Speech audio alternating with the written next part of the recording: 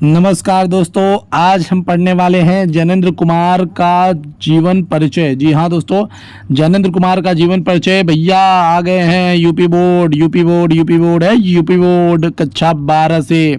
ठीक भैया, देख लीजिए जैनेंद्र कुमार का जीवन परिचय। चलिए शुरू करते हैं भैया। तो जैनेंद्र कुमार का जन्म 2 जनवरी 1905 को उत्तर प्रदेश के अलीगढ़ के कौड़ियागंज नामक गांव में हुआ था। इनके घर का नाम क्या था बच्चे? आनंदी लाल, यानी इनका जो घर का पिट नेम था वो आनंदी लाल था। ठीक, तो जैन धर्म की दीक्षा जब ये जैन धर्म की दीक्षा लेने के समय, ध्यान दीजिएगा, जैन धर्म की शिक्षा लेने के समय इनके मामा ने इनका नाम जैनेंद्र रख दिया था, वरना इनका जो घर का नाम था वो क्या था? आनंदी लाल था। जैनेंद्र कुमार के पिता का नाम प्यारे लाल और उनकी माता का नाम राम देवी बाई था। जब इनकी आयु 2 वर्ष थी, अर्थात जन्म के 2 वर्ष बाद इनके पिता की मृत्यु हो गई। इसके बाद इनका पालन पोषण इनके माँ और मामा ने किया था। संग देखिए, सन 1919 की बात है भैया। इन्होंने 1919 में मैट्रिक की परीक्षा हस्तिनापुर में ही प्राप्त की।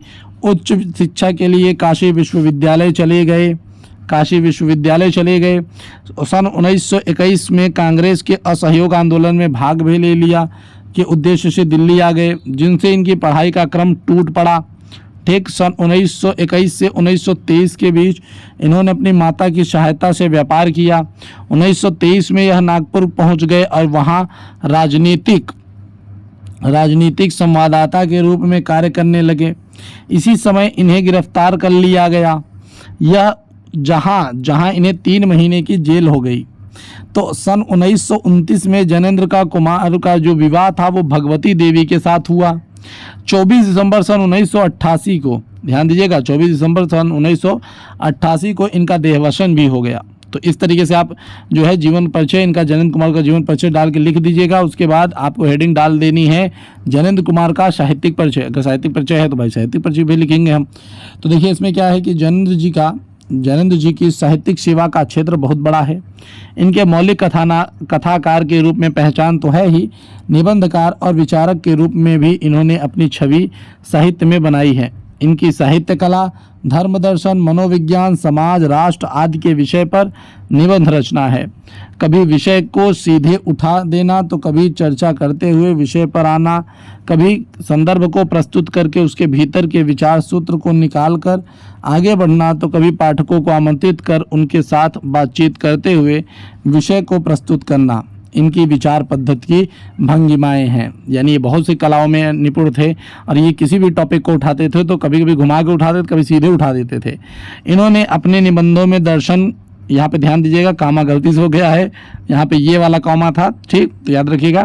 इन्होंने अपने निबंधों में दर्शन, मनोविज्ञान और आध्यात्मिक के शब्दों का प्रयोग अधिक किया। जैनेंद्र के निबंधों की भाषा यहाँ पे देखिए, जो इनके निबंधों की जो भाषा शैली है वो चिंतन की भाषा है।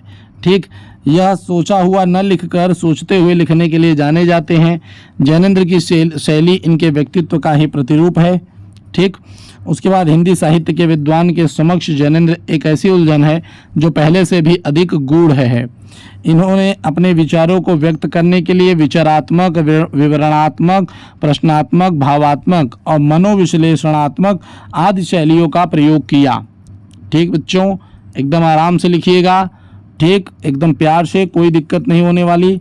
अब तो रचनाओं में यहाँ पे हम देख लेते हैं दोस्तों। तो रचनाओं में इन्होंने क्या क्या लिखा? निबंध संग्रह में इन्होंने सबसे पहले प्रस्तुत प्रश्न, जड़ की बात, पूर्वोदय, साहित्य का श्रेम और प्रेय, मंथन, सोच विचार, काम, प्रेम और परिवार। उपन्यास में इन्होंने परख, सुनीता, त्यागपत्र, कल्याणी, विवर्त, सुखदा, व्यतीत, और यहाँ पर देखिए दोस्तों जयवर्धन है। ठीक, मुक्तिबोध। कहानियों में इन्होंने फांसी, जयसंधि, वातायन, नीलम देश की राजकन्या, एक रात दो चिड़िया, पाजेब, और संस्मरण में इन्होंने ये और वे लिखा।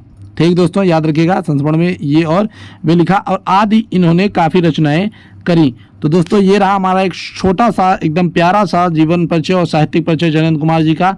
वीडियो कैसा लगा दोस्तों जरूर बताइएगा, साथ ही साथ अपना कमेंट जरूर पास करिए। हम मिलेंगे आपसे अगली वीडियो में, तब तक के लिए जय हिंद, जय भारत।